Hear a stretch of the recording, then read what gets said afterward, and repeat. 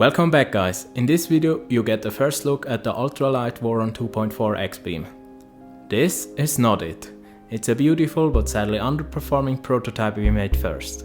In August I started designing this VORON 2.4 X-beam and it was not as easy as I thought. I tried to make a beam which allowed MGN9 and MGN12 rails to be mounted onto it. After a few attempts I thought, this is it. It looked great, almost like alien tech. Excited, I sent the CAD files to Ramil from mamabot.io, who spent many hours designing and making a fixture plate to mill those beams. I got them back and while they looked great, they were not really stiff, especially compared to a lighter carbon fiber tube. It was obvious that this beam has no future, which was a setback for us.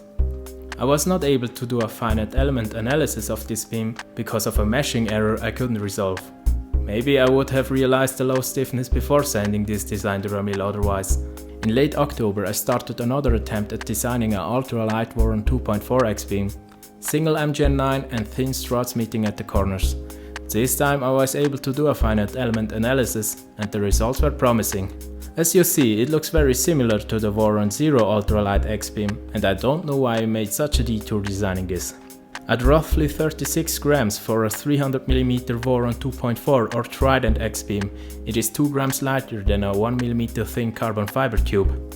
But to mount the linear rail to the carbon fiber tube and into the printer, you need additional M5 and M3 nuts, which increases weight even more. Our ultralight VORON 2.4 X-beam has all the necessary thread already machined into it. To avoid issues, the beams will be tested in the next few weeks before we release them. But how rigid is our ultralight VORON 2.4 X-beam compared to a carbon fiber tube? This question will be answered in the next video. Thank you for watching.